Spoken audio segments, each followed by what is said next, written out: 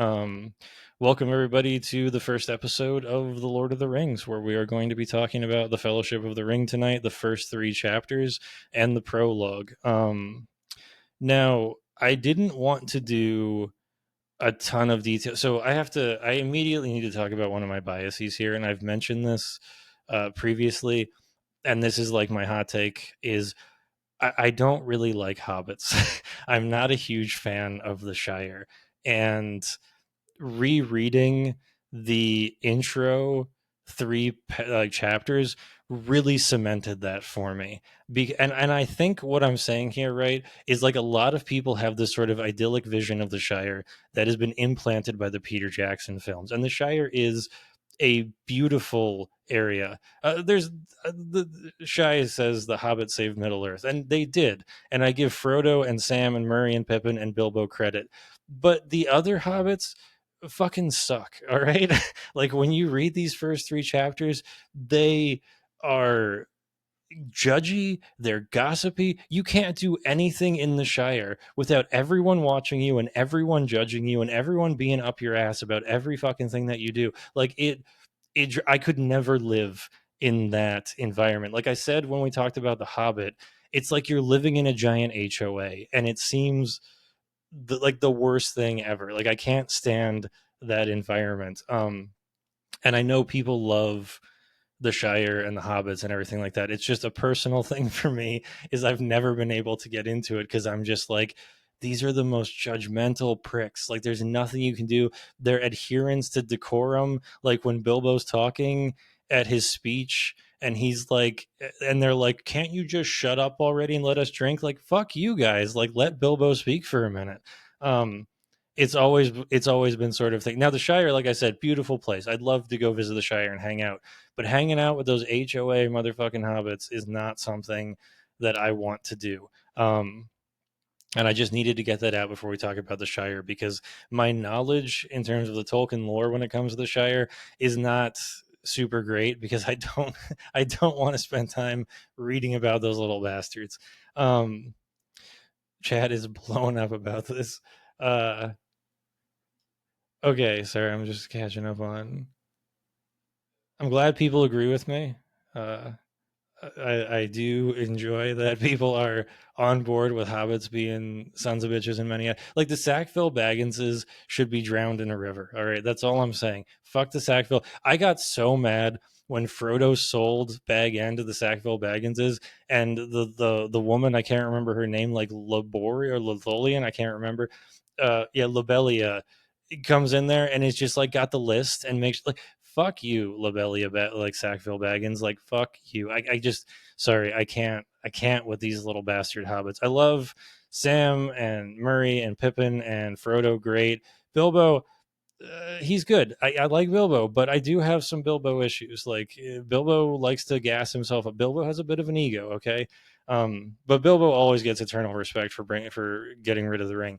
Anyway, I just needed to get it off my chest here that I do have a bit of prejudice against hobbits because they seem like a giant HOA filled with gossipers. But anyway, let's actually get into the prologue here. And again, like I said, sort of the reason why I had you folks read the prologue is because I wanted you to feel the pain of the Silmarillion that so many of us felt for the past few weeks.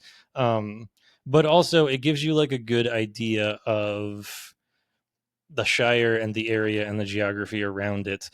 There's a lot of history that is talked about in the prologue that is not clearly explained. And I've been like debating when I want to talk about that history.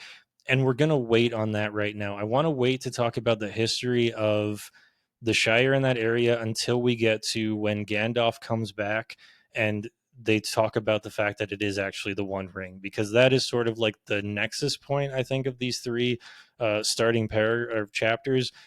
So I'm going to kind of skip over a lot of the prologue here. The one thing I wanted to focus really on the prologue was to spend a minute to talk about like the governance system of the Shire and sort of how it relates to Tolkien as a person. Because what I found to be sort of interesting about the Shire is that in many ways it's very lawless. hold on. Red said which Valar is responsible for creating hobbits. So yeah, hobbits are men. Like they're a different kind of man, I guess you could say. But hobbits are men, so they are the children of Iluvatar. So they are like of elves and men, and we're gonna talk about that. Like when we talk about the One Ring, I'm gonna do sort of like a quick history for you all of from the beginning to where we are now. But yeah, technically hobbits are men, and so they are the children of Iluvatar, which will all make sense in about 15 minutes.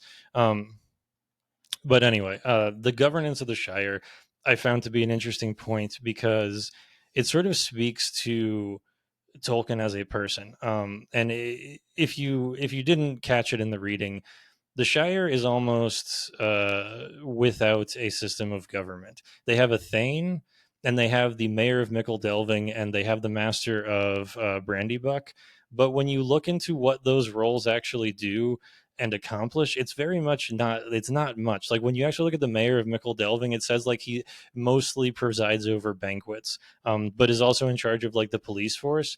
But when he talks about the police force, he's like they mostly chase around animals.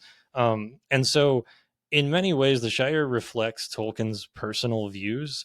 And I want to talk about those for a minute because in letter 52 of Tolkien's letters, he wrote this to Christopher Tolkien in November 29th of 1943. And I want to read you like the sort of quote here of Tolkien talking about his personal political beliefs. And you're going to see this reflected time and again in the Lord of the Rings with like the sort of different societies that we run into. So I'm going to read a bit of a quote here. It says, quote, and this is from Tolkien, quote, my political opinions lean more and more to anarchy, philosophically understood meaning abolition of control, not whiskered men with bombs, or to unconstitutional monarchy. I would arrest anybody who uses the word state, and after a chance of recantation, execute them if they remained obstinate.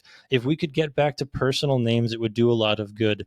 Government is an abstract noun meaning the art and process of governing, and it should be an offense to write it with a capital G or so as to refer to people. If people were in the habit of referring to King George's council, Winston and his gang, it would go a long way to clearing thought and reducing the frightful landslide into theocracy. Anyway, the proper study of man is anything but man, and the most improper job of any man, even saints, is bossing other men. Not one in a million is fit for it, and least of all those who seek the opportunity. So that kind of gives you an idea of Tolkien's politics there. And it's interesting because Tolkien is sort of like a self-proclaimed anarchist.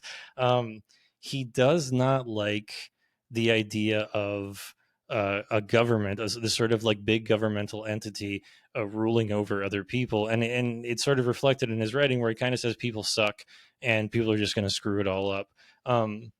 What's also really interesting in this letter that he wrote to Christopher, I want to read this quote at the bottom because this is kind of wild shit, and I can't tell if he's being tongue in cheek, but he kind of is. But there's also seriousness here, and this is kind of wild here.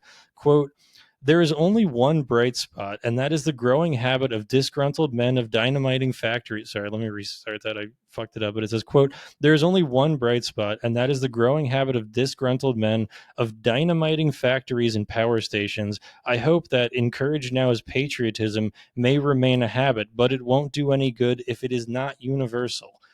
So Tolkien is advocating for terrorism there. He likes the fact that disgruntled people are blowing up factories. Uh, when we looked at Tolkien's life in the previous episodes of this podcast, we talked about how Tolkien was very much a man of the pastoral.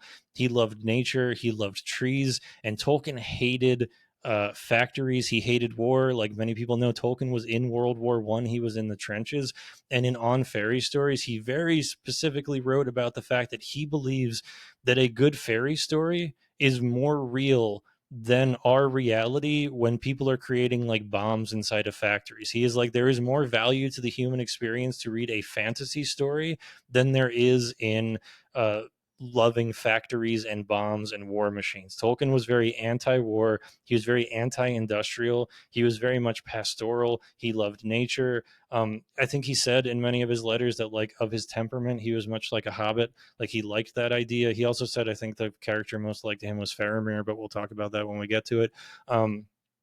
So it's like no surprise to me that Tolkien has these sort of like anarchist tendencies. Um, And Shai says in the chat he would have hated Peter Thiel. If you don't know, Peter Thiel is one of these tech oligarchs that named his company Palantir after Tolkien's works, and it's a complete irony that any billionaire tech oligarch would name his company after one of Tolkien's things, because Tolkien was so anti-industrial, he was so anti-war machine, and all of these people are so like pro-war machine. Like I think Narsil or Anduin is the name of literally like a defense contractor that makes drones, and it drives me fucking nuts because these people do not understand Tolkien's work at all. He would have despised these people. They absolutely did not get it, or they do get it, and they're doing this ironically because they want to desecrate his name. But that's an aside.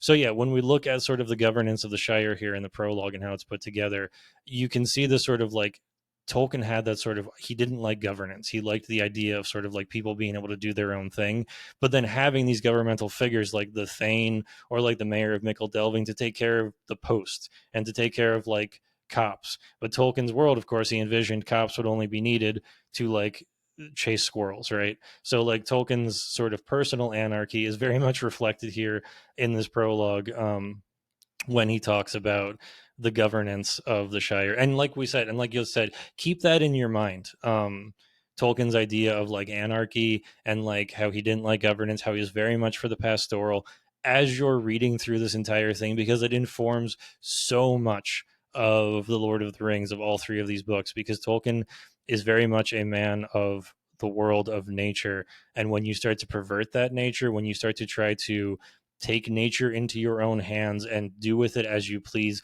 bad things happen. We're going to see this with Saruman. We're going to see this with Sauron and the One Ring. We're going to talk about that in a minute. The perversion of nature is something Tolkien hates. He talked about this on Fairy Stories. The idea of subcreation is what Tolkien talked about. So subcreation is this idea that when you write a fantasy story is what Tolkien would call subcreation. The Lord of the Rings is a subcreation. And what the goal of subcreation is to glorify primary creation. Tolkien was a Catholic through and through. He believed in God, he believed in Jesus, he believed in all of that kind of stuff. And so Tolkien's idea of writing was that his subcreation would glorify the primary creation, and in so doing, it would glorify God. And God's primary creation, that is our world, that is nature, that is all of those good things. And so when Tolkien looked at things like factories, he saw that as perversions of our primary creation, and he was very against that. And in his subcreation, when characters pervert that subcreation, it's very analogous to people perverting primary creation. Um, I will talk about Tolkien's disdain for allegory at a later time. Do not take what I just said as Tolkien writing an allegory. It's not, it's more complicated than that. But that's sort of like what's in Tolkien's mind. He's writing a subcreation to glorify the primary creation. And so when you see characters trying to pervert that subcreation, it is very much against Tolkien's ethos. And that's when you see people doing very bad things. Anyway, so now let's move on from the prologue for now. We're going to go back a bit to the history in a little bit later, and let's get into the actual Fellowship of the Ring and to the chapters we read tonight. So one of the first things that sort of strikes me here in reading the Fellowship over again after the Silmarillion, with all the context that we have, is the narrator that Tolkien chose to give us for this story, because there is so much happening in this world of Middle Earth right now outside of the Shire. The world is basically on fire at this point. Like, so many bad things are happening that we will talk about, but the story to us is told through the lens of Frodo, who is a hobbit. Like, we don't, like, throughout this, Frodo doesn't know so much of the stuff that is happening, and Gandalf only sort of hints at it. And because Frodo is writing this and it is through his lens, we don't really learn about so many of the things that are happening in the wide world of Middle Earth. And it's such an interesting lens because there is an alternate like reality version of the Lord of the Rings, where chapter 1 is Frodo, and then chapter 2 is Gandalf riding away, and we stay with Gandalf as he rides away, and we learn things with Gandalf. And then chapter 3 is like Aragorn, doing his thing up in like watching the Shire and then hanging out in Bree and talking to the elves. Zoe, I'm going to say Zoe as your username, said, "Do we know at this point that this is being written as Frodo?" Yes. I talked about this a bit in our episodes of The Hobbit, but the conceit of all of the Lord of the Rings is that J.R.R. Tolkien is not the author of this book. The author of this book is Frodo Baggins, and Frodo Baggins took the Lord of the Rings and he put it in a larger book called the Red Book of Westmarch, along with the Silmarillion and the Hobbit. And then over millennia, Tolkien came into possession of this, and it is called the Red Book of Westmarch. And Tolkien translated the Red Book of Westmarch, and that is what we are reading. That is sort of the metatextual conceit of this. And we'll talk about that in a minute, because if you remember, in the first couple chapters of the Fellowship, they kept talking about how Bilbo lied about his story. And the reason he lied about that is sort of like an editorial mess up on Tolkien's point that he used to bring it into the larger narrative. But yeah, we'll talk about that. They talk about the Red Book a bit. And that is what that is. The conceit is, and like I mentioned this at the beginning of the Hobbit episode, but I'll point it out again. In my edition of this book, if you look at the beginning, there's these runes at the top and bottom of the page. If you look up the translation of the runes in the Elvish, it says, and again, this is to the effect of, I can't remember the exact translation, but like the Lord of the Rings as written by Frodo Baggins and then translated by J.R.R. Tolkien and published by whoever the publishing house is. So the translation of that in the beginning of this is literally saying this was written by Frodo Baggins and then translated by J.R.R. Tolkien for our reading pleasure. So yeah, that is like something to keep in mind here. Is our narrator throughout, this is written by Frodo Baggins. It is not written by J.R.R. Tolkien, right? So that is the conceit. And so we're limited to that viewpoint, right? We're limited to the viewpoint of Frodo, and we don't get the wider world of Middle Earth. We don't get what happened to Gandalf when he rode off. We're not getting what's happening right now in Rohan, what's happening right now in Dale, what's happening right now with the dwarves of Erebor. Like, we don't get any of that stuff. We get this specific viewpoint of Frodo, and I find that to be such an interesting choice that Tolkien made. Now, how much of the Legendarium did Tolkien flesh out at this point in his life? We know he had written a lot of it, but he have every single detail of what was happening in every corner of Middle Earth at this point? I doubt it. I'm not 100% sure. So that might be sort of like what part of this is. But it's a very interesting choice to be writing this epic story about this dark force invading this continent of Middle Earth, and then the good guys fighting against him, and limiting your perspective to just this hobbit who happens to have the one ring. It's I don't know. I found it to be like a really interesting thing, and we will flesh out all of the other stuff that's going on. But for us, we are with Frodo throughout this whole thing. I think that this sort of lends strength to, in a way, one of Tolkien's themes is like the humbleness of the humility of the hobbits, and like that is who we are supposed to be with, and like the goodness of the hobbits, and like we don't the details, the nitty gritty of everything that's going on is not sort of necessary for the overarching theme of what's happening here. The redemption of man, the eucatastrophe, which Tolkien talks about it on fairy stories, that happens in the Lord of the Rings, is done so through the lens of Frodo Baggins, and that is the underlying glue of the entire story. All the details about what Gandalf is doing, what the Dunedain are doing, what's happening in Erebor, what's happening in Lothlorien right now, I think is not so much important. The important thing that Tolkien is really trying to poke at here is to glorify the primary creation through his subcreation, right? That he is going through the eucatastrophe of the destruction of the One Ring. And if people don't know, eucatastrophe is another term Tolkien used in On Fairy Stories. Tolkien believed that Jesus dying on the cross was the redemption of man, and that was like the great act of Christ and like the great act of our lives. And so when he writes his subcreation, he came up with this term eucatastrophe. And eucatastrophe is like the happy ending that you get in a fairy story. And that happy ending is supposed to give us a mirrored sort of feeling or view of the sacrifice of Christ on the cross. Like that is the goal of fairy story there, is to have a eucatastrophe, which is this happy ending, which is this sort of denouement that is so great that it is a reminder to us of the sacrifice that Christ made on the cross. Tolkien was Catholic through and through. That is something you're going to see us talk about a lot throughout this. And so like that is sort of his ultimate goal here in writing. And I think that is why we get the sort of perspective of Frodo, because Frodo is the one that is going to act out this eucatastrophe, and all those little details aren't nearly as important. It's an interesting perspective as a fantasy author, that he is so in love with that idea of the motif of the theme of the eucatastrophe, that he doesn't get lost in the sauce of telling us all the details of the plot. But he does love to tell us the details of a lot of other stuff. Anyway, that was sort of like my first observation as I read this. Now, let me check chat for a second. Yeah, Inoki, is that how you pronounce that pasta? Says, in the way that crucifixion was gnarly, but the result is redemption and savior of humanity. Yeah, that is it. Like that is, it's the redemption of humanity. It's that in his subcreation here, in his writing, he is trying to remind us of that, of the redemption of humanity, of Christ's ultimate sacrifice that redeemed humanity.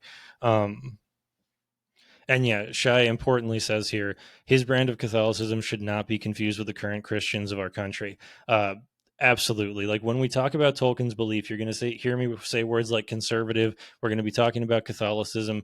This is a very different form of these things. Tolkien's Catholicism of the 1930s and his conservatism happening in the 1930s is not the same as the conservatism currently alive in the United States. These are separate things, and we really need to say that. Shai, thank you for bringing that up, because I don't want people to use a modern lens to think of Tolkien's conservatism, because it is different. Like, I'm not saying it's good, I'm not saying it's great, but it's just good to know that these things are different. This is about 100 years now difference between what he was believing and what people currently believe. Anywho, catching up with chat, and let's keep going. Anywho, the thing that I want to talk about now, unfortunately for some people, is elves. Because at the beginning here, there you go. Thank you, Co. I'm going to call you Coplex. Is that okay? Dude, that'd be kind of cool if we all got matching Tolkien tattoos. All right, so at the beginning of this, we get this quote here. It says, quote, elves who seldom walked in the Shire could now be seen passing westward through the woods in the evening, passing and not returning, but they were leaving Middle-earth and were no longer concerned with its troubles. So what the hell does that mean, right? What does that mean that elves are passing west and they're no longer concerned with the troubles of Middle-earth? We're going to talk about this one a little bit here. We'll get into it more in a second, but just for now, we'll talk about it more when they run into the elves in a couple of pages. But for now, what I will say is that the elves are being called back to Valinor or Tol Eressëa, depending on how far they want to go. They're passing west into this area called the Grey Havens, and they're getting on these boats and they're going out west to live in Valinor, where the Valar live. The Valar you can think of as angels almost. Tolkien did use the word angels to describe them, and they're basically a pantheon of gods. Tolkien wouldn't like that because he wouldn't like the idea of blaspheming his own religion. And he says that in a letter in his book where he's like, he tried to reconcile his pantheon of gods with a mind that believes in the Trinity, is the way he put it. And so instead of thinking of the Valar as a pantheon of gods, he thought about them as like angels, like seraphim or cherubim. And so the Valar live on another continent, on Aman. Aman is the earth. And Middle Earth is a continent on the Earth. And then there's another continent called Aman, which is west across the sea. And in Aman is an area called Valinor. And in the city of Valmar is where the Valar live. And so at the end of the first age, the elves are called back to Valinor. We'll talk about why they get called back in a minute. I don't want to get too bogged down on that right now, but that is where these elves are going. They have been called back to the land of Valinor to live with the Valar, and they are no longer concerned with Middle Earth. So we start out in the Shire, and it's just sort of planning for Bilbo's birthday party. And honestly, like this is me and these hobbits, man. I fucking hate these hobbits. But importantly, you're like right on page one when they talk about Frodo, or when they talk about Bilbo, it says of Bilbo, quote, time wore on, but it seemed to have little effect on Mr. Baggins. At 90, he was much the same as 50. And we learned very quickly that this is because of the ring.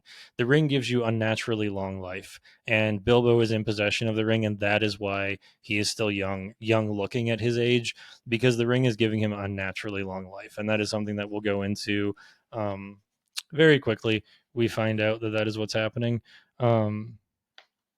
Gandalf shows up, our boy. It says here of Gandalf, quote, he wore a tall pointed blue hat, a long gray cloak, and a silver scarf. He had a long white beard and bushy eyebrows that stuck out beyond the brim of his hat. I think like Gandalf is like my favorite character, but I think that's such a cheap answer. Gandalf is everybody's favorite character. Like he's top tier characters, and then you have to give like your second favorite character because Gandalf is just so up there. And like hipsters want to say Faramir, but um Gandalf is the best, and he shows up. He's going to help Bilbo pull off his party. Um, Bilbo gets stuff from. It says for people who might not know, I think people know this one, but it says a lot of the crates came all the way from the mountain and from Dale. That is a reference to the Hobbit. Erebor is the mountain. Dale is the town that is under the mountain that where Bilbo went out to, and they killed Smaug the dragon out there. I think you all know that at this point. I don't need to go into that reference too much, but basically, this whole first chapter here is we're just planning out Bilbo's party and how he's going to do it. And then he has the party, and the hobbits are pieces of shit, and they won't let him give his speech.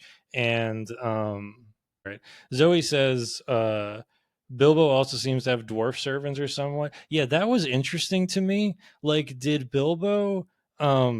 I'm assuming Bilbo reached out to Erebor, and Dane is the current king under the mountain in Erebor because Dane the Second is the current king because Thorin was killed in The Hobbit. I'm assuming he just has good relationships and reached out to Erebor and was like, "Hey, can you send some dwarves to help me out?" And they came. I really wanted them to be like named. Like it would be cool if it was like Bomber or Biffer that showed up. Obviously not Balin, Feel or Killy, but but yeah, they're just friends of his from Erebor, I think, that came over because he's got good relations with the dwarves. It was interesting to me though that Bilbo just randomly has dwarves hanging out with him.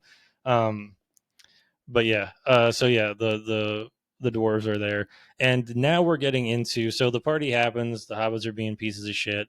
Bilbo does his trick. He puts the ring on and he disappears. He goes back to his house, and now we get this like really intense scene between Bilbo and Gandalf, where the ring's power is clearly on Bilbo here. He's refusing to give the ring up, and important point here, important quote from Bilbo. He says, "quote I feel all thin, sort of stretched, if you know what I mean, like butter that has been scraped over too much bread. That can't be right. I need a change or something." This is what the ring is doing to him. The ring is giving him this unnaturally long life, and it's stretching him thin. And it's sort of like if he kept the ring, he would turn into Gollum over a long enough time period. The hobbits do have this sort of like preternatural disposition to be able to withstand the effects of the ring, but it gets to them too. Like as we know, the Schmiegel, the hobbits, the store becomes Gollum over the course of like a couple of hundred years. Coplex has a question. Quoplex says, it's interesting that Gandalf decided to augment Bilbo's vanishing from the party with magic. I wonder why he didn't try harder to deter Bilbo from the action in the first place based on his suspicion of the ring's origin. So at this point, Bill, I guarantee you, Gandalf would not have let that happen like 30 minutes later. After he has the conversation with Bilbo, where Bilbo starts to feel the ring and refuses to give it up and calls it his precious, I believe that is the moment where Gandalf goes, oh shit, this might be more than I thought it was. Like for a while, Gandalf was suspicious of the ring. He knew the magic rings of the elves of Region, and he knew like this was a magic ring. This might be a great ring. I think he even says he thought it was a great ring. And then he has that conversation with Bilbo where Bilbo refuses to give it up. And I think that is the moment where Gandalf has the oh shit moment where he's like, I need to figure this out. Because remember, right afterwards, when he gives it to Frodo, he says to Frodo, don't use it. He's like, you can have it, but please don't use this thing. So I think it is at that point when Bilbo shows, like, I think when the ring gave Bilbo longer life, Gandalf's hackles started to get raised, and he was like, I think that I need to know more about this. And if you actually look at the history of what's happening, at this time, Gandalf actually hired, I don't know if hired's the right word, he commissioned the Dunedain, the Rangers, currently have a watch on the Shire. What's going on? That's one of the things going on in the background. that they don't talk about, but the Shire is being watched by the Dunedain right now because Gandalf knows there's something going on with this ring. And that conversation with Bilbo, I do believe, is his come to Jesus moment where he's like, I need to figure this out now because this is a bigger problem than I originally thought. Um, Matt says, were all the great rings accounted for at that time? We're going to talk about that in a minute when Gandalf comes back and realizes it's the one. I'm going to give us the history lesson, but we'll talk about that in a minute. So yeah, so then we have this conversation where Bilbo says it's his precious. He refuses to give it away. He almost pulls the sword on Gandalf. But this is such a monumental event in the history of Middle Earth that it just happens here in a sentence, and I'm going to read it here. It says, quote, Bilbo took out the envelope, but just as he was about to set it by the clock, his hand jerked back and the packet fell on the floor. Before he could pick it up, the wizard stooped and seized it and set it in its place. A spasm of anger passed swiftly over the hobbit's face again. Suddenly it gave way to a look of relief and a laugh. That right there is monumental. No one in the history of Middle Earth has ever been able to willingly give up the One Ring except for Bilbo in this moment. He is the only person who has ever given it up. Sauron made it. It was then, well, we'll go into the history in a minute, but like that is such a, it shows how uh, strong of character Bilbo is, how strong of character the hobbits are, that oh yeah, JS Sam. I forgot about that. Well, but yeah, Sam gets his little moment. Um, but yeah, it just shows how strong of character the hobbits are. That Bilbo was able to willingly give up that ring. That Gandalf wouldn't even touch the damn thing because he was like, I would be so tempted by it that my pity would become my downfall, and I would become like a Dark Lord. Galadriel won't touch it. No one will touch it. But these like humble little hobbits somehow have the ability to take the ring and give it up, and Tom Bombadil doesn't count. We'll talk about that at some other point. Tom Bombadil doesn't count. Red says, how much time passes between Bilbo's departure that night and Frodo's departure later? We will also talk about that in a minute. But first, let's keep going for a second here. So then, yeah, I just went through puberty there.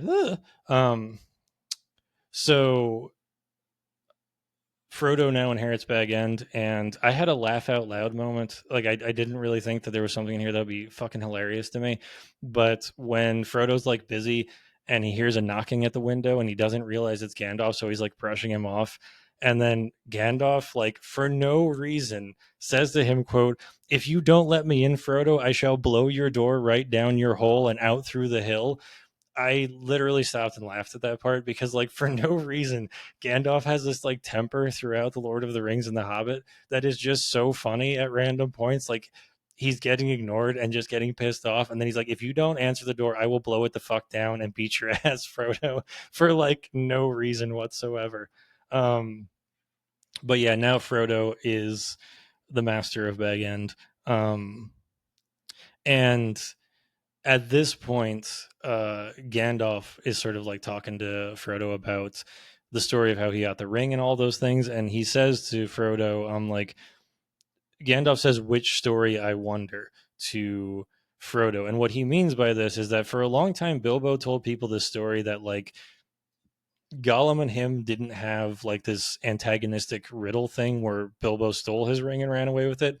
The original story that Bilbo told was that they had a riddle contest where Gollum would give Bilbo the ring like as a present at the end of it, and then what happens is what's it called?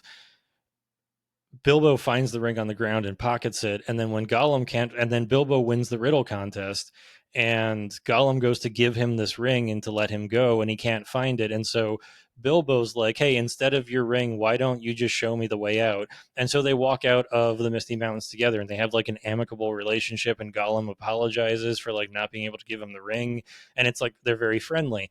And that was the original story Bilbo told, and then Gandalf eventually sussed out of him the real story of the riddles in the dark, which is chapter I think 7 or 9 of The Hobbit. And so like in the original in the world of the Lord of the Rings, that's how it worked out. In the world of Tolkien, the reason there's two stories is because the original version of the published Hobbit did have that original thing that I told you where Gollum had like a amicable relationship with Bilbo. Tolkien at that point didn't know that the ring was the One Ring. He hadn't fleshed his legendarium out to that point, and so afterwards, when he wrote the sequel to Lord of the Rings, and that ring became the One Ring, he went back and edited it, and he changed that chapter, Riddles in the Dark. If you Google it, you can look at the two chapters next to each other, and then that change is now what we read. And so, like, in that sort of metal textual thing that I talked about, where Bilbo was the one who wrote The Hobbit, um, you get the idea that Bilbo intentionally lied because of the effect that the ring had on him, that the ring sort of like seduced him into lying. And it gives Tolkien a really nice out that he can just say that, right? Because, like, in the real world, Tolkien just didn't know it was the One Ring. But in the world of The Lord of the Rings, Bilbo lied because of the effect the ring had on him. Yeah, Matt says I couldn't even imagine having that strong of an imagination. It works out perfectly. Like Kelly and I talked about this 2 weeks ago. It's like it just works perfectly. Like I don't that it fits like a glove, that like textual edit that he did in the real world, having to edit it and then working it into your legendarium like that. It's a beautiful edit. Like it just works so well. Um, but anyway, now we move on to the chapter called "The Shadow of the Past," and this is where we're going to do uh a history of Middle Earth. So, ladies and gentlemen, pull up your chairs because we're going to talk about this for a minute. Because now we get this realization um, that the ring that Frodo has is somehow the One Ring of Power. And how in the hell did the One Ring of Power end up in Bag End in the Shire? Well, let's talk about that for a minute. So, here we go, folks. Okay. In the beginning of time, there is a god, and the god's name is Eru Iluvatar. By the way, I'm doing this no notes here. We're going off the cuff. Let's see if I can pull this off. Um, in the beginning of time, there was Eru Iluvatar. That is the god of Tolkien's legendarium. And Eru Iluvatar was chilling in the timeless void with these beings called the Valar and the Maiar. The Valar were the greater beings, and like I said, you can view them as sort of like angels, and the Maiar are lesser beings. The Valar played this thing called the Music of the Ainur. It's a beautiful song that they all like played together. And then when they were done playing this song, Eru took them to this area that's the timeless void, and the music played out. And as the music played out, Arda was created. Arda is the planet that Middle Earth is on, that Aman is on, and it is this planet. And so the music of the Ainur plays out and the planet is created. And they watch the entirety of like history play out as the music of the Ainur plays out. And when it's done, Eru's like, hey, everything you watched didn't actually happen. The only thing that happened really was the creation of Arda. That planet is there, the continents are there, but we need you to go down there and to guide the history of that world. And so a group of Valar decided to go down and to oversee the music of the Ainur play out. They didn't know like what it was going to be specifically. It was ideas. They knew that at some point the children of Iluvatar were going to wake up. And the children of Iluvatar are elves and men. And so they were sent to Aman, which is the planet, to sort of prepare Aman for the coming of the children of Iluvatar. And that's what they did. And eventually the elves woke up in this place called Cuivanen, and there were three groups of elves that woke up. There were the Noldor, there were the Vanyar, and there were the Teleri. And those elves were in Middle Earth, and the Valar Arome came to them, and Arome said, hey, why don't you come back to Valinor with me? And why don't you live with us? We'll live with the Valar. And so a group of them went over there. The Vanyar went over and they stayed in Valinor forever. The Vanyar are still in Valinor. The Teleri, a bunch of them went over, but a bunch of them stayed in Middle Earth. That's who we see, the Wood Elves of Mirkwood. Those are descendants of the Teleri. And then the Noldor went over to Valinor, and the Noldor is what the entirety of the Silmarillion is about. The Noldorian elves sort of eventually revolted in Valinor. They came back to Middle Earth, and a whole shit show happened. If you want to know all of that, then you should read the Silmarillion. But in Valinor, there was two trees made by Yavanna, who was one of the Valar, and the two trees were Telperion and Laurelin, and they were like the greatest thing that had ever been made at that point in the world. And among the Valar was a Valar named Melkor, and Melkor you can look at as sort of like the fallen angel. During the music of the Ainur, Melkor tried to warp it and twist it to his own ideas, and Eru shot him down every single time. And so Melkor came down to Aman with them, and this entire time Melkor has been trying to fuck shit up. Melkor has been trying to pervert Middle Earth, has been trying to pervert it to his own ways. He has been trying to create, and you should never try to create in Tolkien's Legendarium. Creation is a thing that is only given to Eru. Eru has what is called the secret fire, the flame imperishable, the power of creation. If you as a lesser being try to create, then you are perverting the world that has been created and you are making a big mistake. And that is what Melkor did. All of his attempts at creation were perversions. Orcs, Balrogs, dragons. These are all perversions of Melkor who tried to take over Middle Earth for his own. And Melkor was deadly jealous of the Valar, and he was deadly jealous of the two trees of Valinor. So he rode into Valinor with a giant spider named Ungoliant and destroyed those two trees of Valinor. And they were killed by the unlight of Ungoliant as Ungoliant stabbed them and sucked the sap out of them. And then Melkor fled from Valinor and went back to Middle Earth. And so Feanor, who was one of the greatest Noldorian elves who lived in Valinor, created what were called the Silmarils. And the Silmarils were the light of the trees while they were still alive. He put the light of the trees in the Silmarils, and those are the Silmarillion is basically based on that. And then Melkor flees, and then the Valar are like, hey, Feanor, can you give us the Silmarils so we can bring the trees back? Feanor refuses. He decides to leave Valinor, to forsake Valinor to go kill Melkor, because Melkor steals the Silmarils from him. He lived up north in Valinor, and when Melkor fled Valinor, he stole the Silmarils from him. So now he's Silmarilless, and then he decides he's going to leave Valinor to get his Silmarils back. The Valar are in disarray. Feanor leaves. He's given a doom of Mandos. It's a whole thing. That's what the Silmarillion's about. But the important thing, the reason I brought up the trees here, is when the trees die, they give a last little bit of sap out. Telperion and Laurelin each give a piece of sap out, and those sap are turned. They're put into lamps by the Valar Aule, and they are cast into the sky. And that is the sun and moon. The sun and moon are the last dying pieces of sap given by the two trees of Valinor. That's how you have the sun and the moon. We're going to talk about that in a minute with the elves that Frodo meets in the woods. But a whole age goes by where the Noldorian elves are in Middle Earth, and they're fighting Melkor, and they're constantly losing. And then finally, at the end of the first age, the Valar are like, we're done with Melkor. Blue, I'm going to fuck some things up. It might have been a fruit. But at the end of the first age, the Valar are sort of done with Melkor messing around. So they come over, and there is this thing called the War of Wrath that happens, wherein the host of the Valar fight Melkor. They beat him. Melkor is chained by Aule and thrown into the Timeless Void. And that ends the first age of Middle Earth. After the first age, there are still servants of Melkor around, and the Melkor's greatest lieutenant was a Maya named Gorthar the Cruel, who we know more as Sauron. Sauron was the great lieutenant of Morgoth.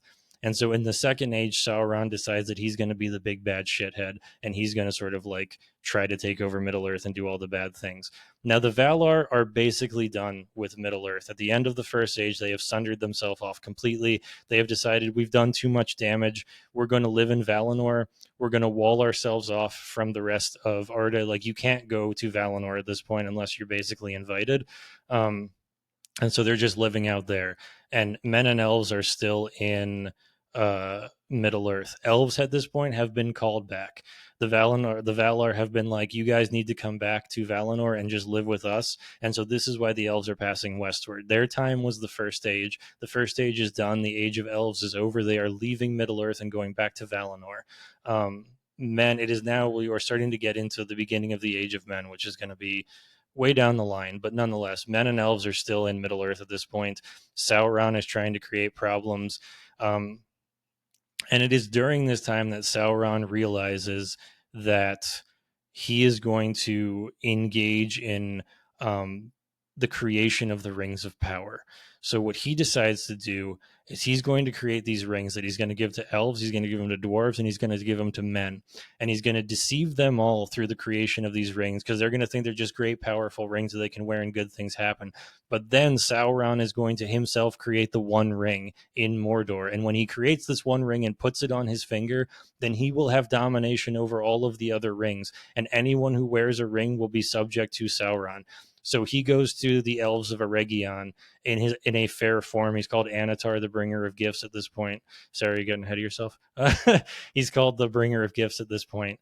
And he goes to the elves of Eregion and he convinces them that it's time to make the rings. And so the great elven smith Celebrimbor helps Sauron to forge the rings of power. The first three elven rings are forged without Sauron touching them. They are pure of his influence. Celebrimbor forges them. He gets those first three rings done. Then they forge the 7 for the dwarves and the 9 for men. And while the 7 and the 9 are being forged, Sauron squirrels himself away to Mordor, and he forges the one ring to rule them all in the fires of Orodruin, which we know as Mount Doom. So Sauron forges the one ring, and the second he puts the one ring on his finger, Celebrimbor and the elves realize that they have been played. And so immediately the elves do not use the rings anymore. Celebrimbor doesn't know what to do. He goes to talk to Galadriel, and they decide that they're going to take the 3 elven rings and they're going to give them to Galadriel has one, Círdan the shipwright has another, and Gil-galad, the high elven king of the Noldor at the time, is given the 3rd ring, and that's where the 3 elven rings go. Sauron gets pissed. He comes back. He basically kills everyone in Eregion. He kills Celebrimbor's body is like strewn with orc arrows. He becomes like a corpse banner for the orc army. And Sauron gets the 7 and the 9 back at this point. And then over time, he distributes the 7 and the 9 to mortal men doomed to die. We do not know who the 9 men are that get the 9 rings. We do know that 3 of the 9 are from Numenor, which is like the greatest colony of men that ever lived, which was an island off of Middle Earth. But we don't know who those 9 are. The 7 are given to dwarves, but it's quickly learned that the dwarves are too hardy to be affected by the rings. Sauron cannot control the will of the dwarves, so the 7 are kind of like useless to him. But the 9 do work, and that is where the Nazgul comes from. And that is how we get the ring race. The 9 ring bearers are the ring race, and the Witch King is like sort of the leader of them. So now Sauron has become this force in Middle Earth, and elves and men know that they need to fight him and they need to take him down. So the High King Gil-galad meets with the King of Men, whose name is Elendil. And let's talk about Elendil for 1 second here. Elendil has come from Numenor after Numenor was sunk into the ocean by the Valar, which is a whole other story that we didn't talk about. We're not going to talk about right now. But Elendil comes and he goes into the north and forms the kingdom of Arnor. And then in the south, his son Isildur and Anarion, they form the kingdom of Gondor. And so Elendil, king of men, meets with Gil-galad, king of elves, and the two of them decide that they need to form an alliance to go fight Sauron, and it is known as the last alliance of men and elves. And this is how the Second Age comes to an end. The armies of men and elves, headed by Elendil and Gil-galad, march on Mordor and take on Sauron. The battle lasts for years and gets so intense to the point that Sauron comes down from Barad-dûr and fights them. And we get this massive battle here between Elendil, Gil-galad, and Sauron. Sauron proves the victor. He kills Elendil and Gil-galad, and then Elendil's son Isildur picks up the broken shards of the sword Narsil, hews the one ring off of Sauron's hand, and Sauron is defeated. And thus ends the Second Age of Middle-earth. The Third Age begins, and Isildur foolishly decides to keep the rings of power, decides to keep the one ring. He refuses to give it up. He's like, my family was taken too much. That scene in the Peter Jackson movie where like they go to Mount Doom, that doesn't happen. Círdan and Elrond are like, you should go destroy it, and Isildur is just like, no, I'm not going up there and doing that. So he keeps the ring, and he decides he's going to like have the ring. He's going to be the king of men. Everything's great, right? Not so much. He's riding through the Gladden fields one day, and he's attacked by a host of orcs. a bunch of his sons are killed, and he decides that he's going to swim across the Anduin to get away from the orcs. As he's swimming across the Anduin, the ring betrays him and falls off of his finger, and Isildur is slain by the orcs and killed. The ring is lost at this point in the Anduin. Nobody knows where it is at this point, and it goes sort of out of time. Two things importantly happen here. One, the line of Isildur is now in shame, and so they head up to the north. And the line of Isildur, they do not go back to Gondor. They do not become the kings of Gondor. Anarion, who is Isildur's brother, is still the king of Gondor at this point. Isildur's heirs are all up in the north. They are the Dunedain that we talk about. Those are the heirs of Isildur. In the south, Anarion is king of Gondor. Eventually, the line of Anarion is broken. There's a lot of bad things that happen. There is a famine. There is a plague. The last king of Gondor, I believe, is deceived by the Nazgul and taken into Osgiliath and never heard from again. But Anarion's line eventually breaks, and instead of kings in Gondor, we now have servants, and that is like how we end up with Denethor. So that's like why there isn't a king in Gondor, because Isildur's line is in shame in the north. The Dunedain, they are called. And so that happens with men. But what's happening to the ring? The ring is in the bottom of the Anduin at this point, and many years pass, and eventually a group of hobbits named the Stores. The Stores used to live in the north with the Dunedain in that area. Eventually, the Witch King swoops into that area of Eriador, is what it's called, and the Witch King takes over Angmar, and there's this massive war between the Dunedain and the Witch King, and it's fucking things up. And the Stores, who are an offshoot of the Hobbits, decide that they're kind of done with that. So a group of Stores leave and they inhabit the Shire, and then another group of Stores head east and they settle in the Gladden Fields. And that group of Stores, Gandalf says, is more of a primitive group of Stores. They're like a little bit less refined than other hobbits, and among them is a Store named Deagle, who is one day fishing in the Anduin, and he like gets pulled into the water. He swims in the bottom, puts his hand in, and he finds the One Ring. And Deagle rises with the One Ring, and his friend Schmeagol is there. And Schmeagol's like, "Give me that ring, I want it." He is consumed with lust. He strangles and murders Deagle, and he gets the One Ring. And Schmeagol's a bad dude and is like always causing problems. And so eventually the patriarch or the matriarch of the Stores, it's like the grandmother of the Stores, casts Schmeagol out. Schmeagol hates the sun, is becoming like this really lecherous creature. And so Schmeagol travels into the Misty Mountains, into the bottom of the Misty Mountains, and lives there for 450 years about, before another hobbit by the name of Bilbo Baggins just happens to run into there. And finds the One Ring and picks it up and leaves the Misty Mountains with the One Ring, does all the shit with Smaug, comes back to the Shire, and then Frodo inherits the ring from Bilbo. Gandalf shows up in the Shire and realizes that this is a great ring. He leaves, finds Gollum. Aragorn actually finds Gollum in the death marshes outside of Mordor, and they sort of suss out from Gollum the fact that Gollum has now told Sauron, who is rising again in Mordor, that the One Ring is in the possession of someone in the Shire. The Eric quickly says, "How far was the ring from the Shire when Bilbo found it?" The Misty Mountains are like what? I don't even know the length. Like probably, I think it's a fortnight to Rivendell, so probably about 20 days journey from the Shire to get to the Misty Mountains, but don't quote me on that.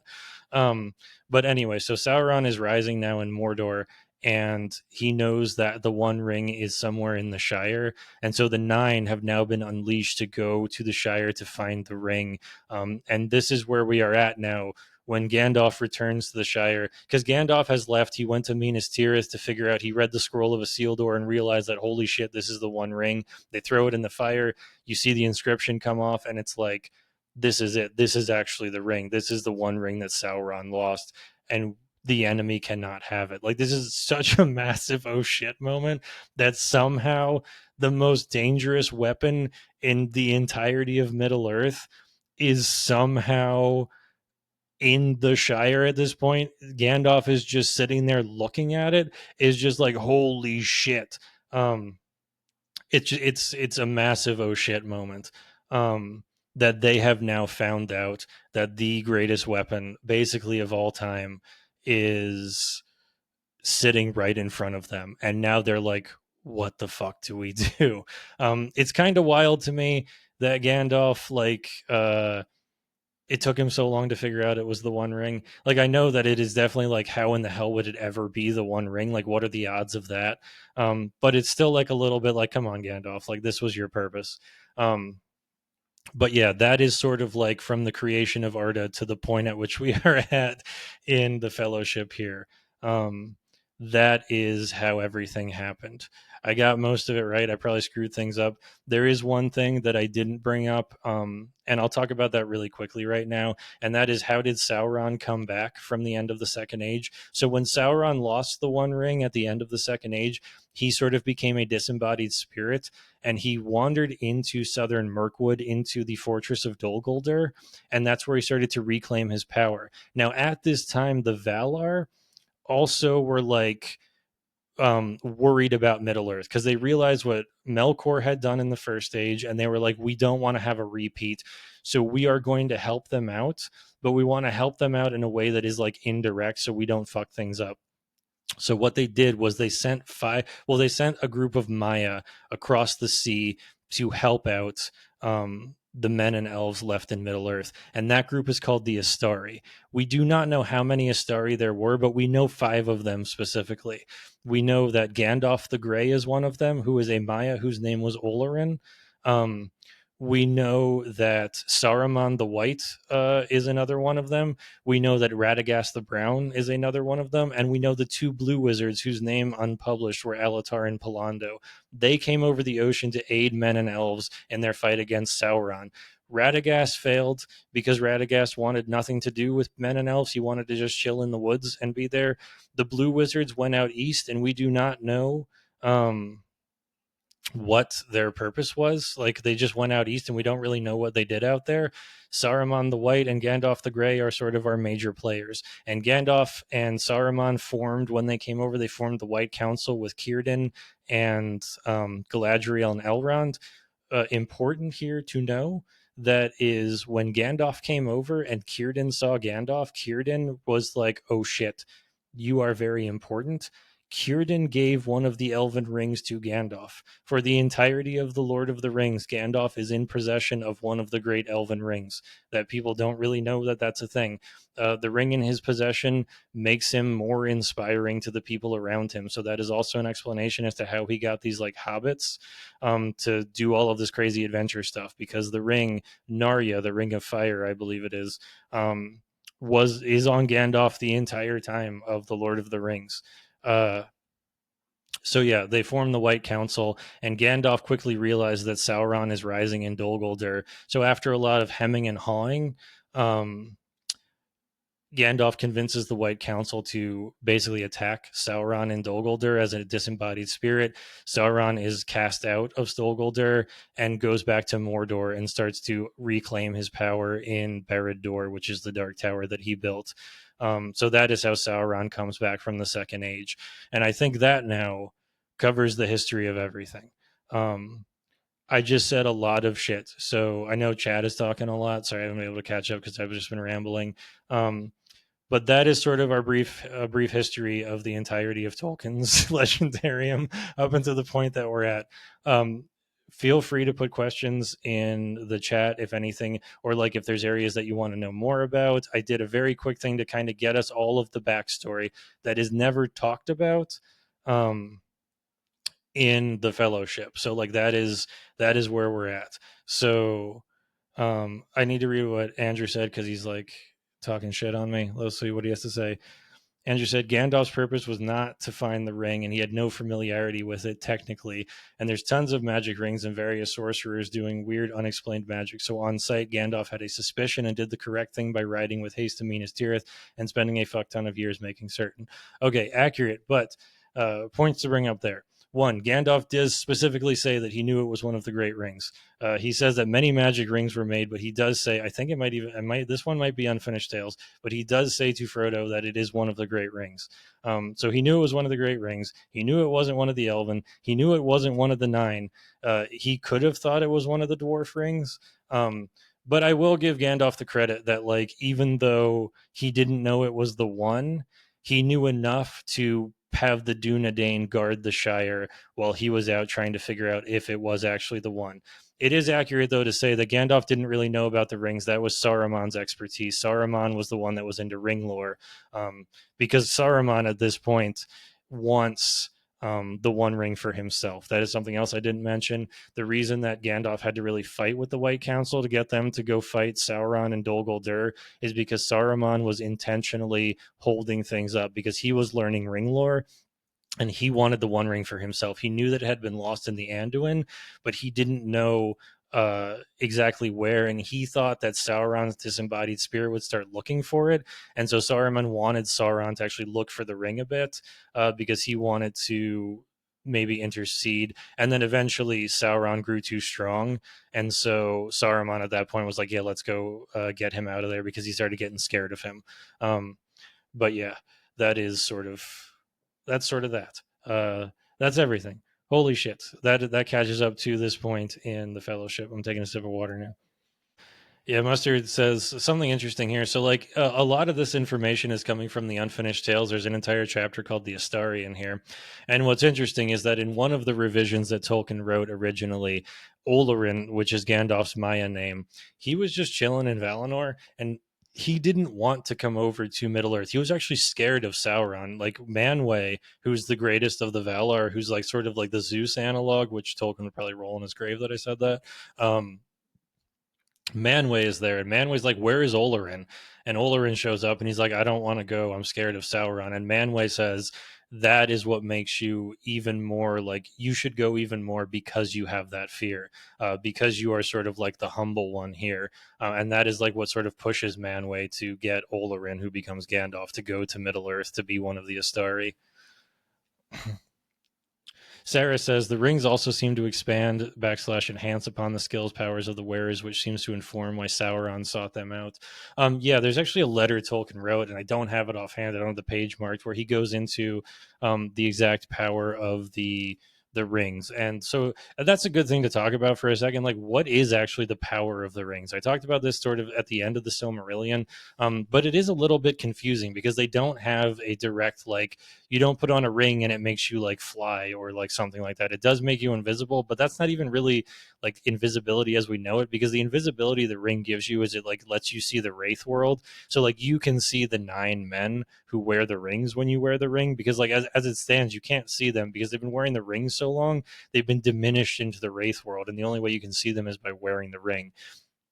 But what the rings actually do, is they work on preservation, right? So like that's why Bilbo lived so long, is because he wore the ring. It made his life unnaturally long. It's also why, like, currently Galadriel is wearing one of the rings, and that is why Lothlorien is thriving. Lothlorien's thriving because the ring is giving it preservation. It's making it last longer.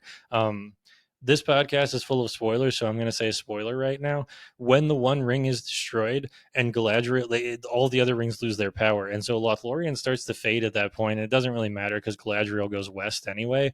But if she had stayed, Lothlorien would have faded. The other power of the ring, as Sarah said, is that it gives you, like, it enhances your personal prowess. If you're really good at something and you wear the ring, you'll be even better at that thing with the ring on. But the main function of the rings there is that sort of preservation. It is like the continuing of life, the unnatural preservation of life. Because remember at the beginning of this like episode, I talked about how um, Tolkien was always like anti things trying to corrupt nature and taking nature away from God. And that is sort of what the ring does. It tries to exert and control the world around it by giving it unnaturally long life or preserving it for longer than it should be preserved.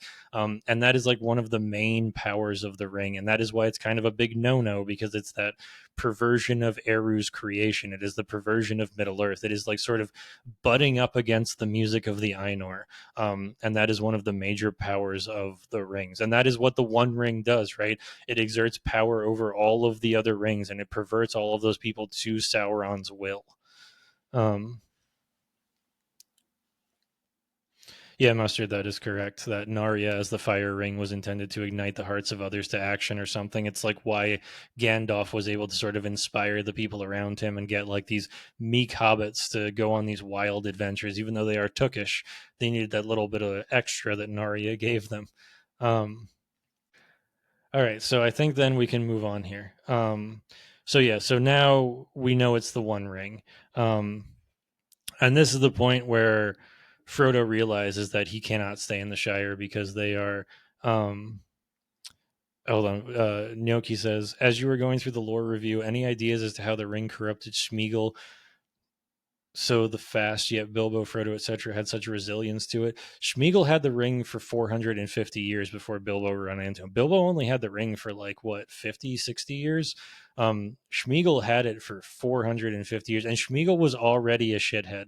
Like, it's mentioned in the chapters here that Schmeagol was already like conniving and stealing things and all of that. Like, he got the ring through murder. That's another important point to like think about. Like, Bilbo got the ring by happenstance. He picked it up and was like, "Oh, look at this thing," and he put it in his pocket. Schmeagol got the ring through just straight up killing Deagle. Like, Schmeagol was already kind of a piece of shit, so it didn't take much for the ring to further corrupt Schmeagol. Bilbo was of stronger character by a lot than Schmeagol was. Um, and yeah, as Andrew points out, Bilbo did get pretty fucked up by the end. He almost drew a sword on Gandalf, and that was only 60 years. He calls it his precious and everything. So anyway, so now we know that the One Ring is in the Shire, and Frodo has it, and Frodo realizes he has to leave the Shire. Like, as we speak, the Nine are riding from Mordor to find the One, and they know Shire and they know Baggins because Gollum was tortured. So they need to get the fuck out of there with the ring, because the Dark Lord of, well, not the greatest Dark Lord was Morgoth, but the other Dark Lord, Sauron, is now coming for them, and so they need to leave, and they choose to leave. And luckily, Sam is listening outside the window, so Gandalf picks him up, and he's like, "You're going too, buddy." Um, and Sam is like just such a. We could do an entire episode on just how awesome Sam is. Like, such a good fucking character. I love the fact that um, when they see the elves, Sam just starts weeping. Um, Oh god, we're not talking about the Peter Jackson movies right now. We'll get there. We'll get there, but not now. So anyway, they decide to leave the Shire together, and at some point they pick up Pippin. I can't remember where offhand right now, but they pick up Pippin, and the three of them are going. Sorry, I'm kind of truncating this one because we're going to talk a bit about the Elvish encounter. And there's like the tent scenes where the Nazgul show up, and they barely get away, which is super creepy. And that's another one. Like, we don't, like, in the text right now, we don't really know the Nazgul. Like, they don't really talk about it. Um, like, we know it from all the other stuff, but like the threat, the actual threat of the Nazgul being there is fucking wild. And it's sort of just like suggested. It's not sort of overtly told to us that like these are the most powerful servants of Sauron who are running through the Shire like to get you, Frodo. It's crazy. Um Ultra Bob says, did Gandalf know the Ring of Power was lost in the Anduin? He eventually learns that when he goes to Minas Tirith and finds the Scroll of Isildur after he leaves Frodo. But at that point, the only thing Saruman had told Gandalf, I'm pretty sure, is that the One Ring was lost. He didn't know how it was lost. He didn't know that lore sort of dump. He didn't learn that until he went to Minas Tirith and read the Scroll of Isildur. Um, anyway, so Pippin and Frodo and Sam are walking down the road, and they run into these elves, and this is sort of an it's an important point apparently. Sarah says, imagine reading this without any previous context of who the Nazgul are, right? Like, you don't really know if you don't know all the crazy shit in the back. And they're such a threat. They are like such a threat, and they're just like there. Anyway, so they run into these elves, and the elves sing a song. And I can't remember who it was, but earlier in chat, like earlier today or yesterday, somebody was like, they skipped the songs. We're going to be talking about these songs because there's some really important lore in a lot of these songs. And this one is so important. The lore of this song is like crazy important. And it's wild to me that it is like none of it's explained. So yeah, Gildor is the elf, and they're chatting, and the elves show up and they're singing, right? And they sing Gilthoniel o Elbereth. They're singing this song. Okay, this song is about the Valar Varda. In the beginning of time, when the Valar came down to Aman, when they settled in Middle Earth and then eventually Valinor, there was no light, right? There was no sun and moon. There was no light. And so in the beginning, Varda creates the stars. Varda is the creator of the stars, and the stars are sent up into the heavens. The first star that they see is in the song, which I didn't underline. What the hell is it? Oh, maybe it's not mentioned there. Wait, give me a second. Let me see. It's our analog to Orion. I can't remember the name of it. It's like Menagira or something. Anyway, uh, Elbereth is Varda, and Varda put the stars in the sky. And for a long time, the stars were the only light in Middle Earth. Even when the two trees of Valinor were made in Aman, those two, the light of the two trees shone to Tol Eressëa, which is an island off of Aman, but they didn't make it to Middle Earth. That's it. Menel Vagar. Thank you, Rika, for putting that in there. Menel Vagar was Orion, and it's like the first stars that Varda put up in the sky. Um, and so that was the light that the elves, when the elves awoke in Cuivanen, that was the first light they saw. That was the only light they had for a very long time. It wasn't until the last fruit or sap, I can't remember, of the two trees fell and they were bound and turned into the sun and the moon that any other light touched Middle Earth. And so when the stars come out at night, these elves who are high elves, remember, these are Noldorian elves. They mentioned that they're high elves. And we talked about how the Noldorian elves are the ones that the entire Silmarillion is about. They're not Vanyar, they're not Teleri, they're Noldorian. And so when the Noldorian elves see the stars in the sky, they give this song to Varda.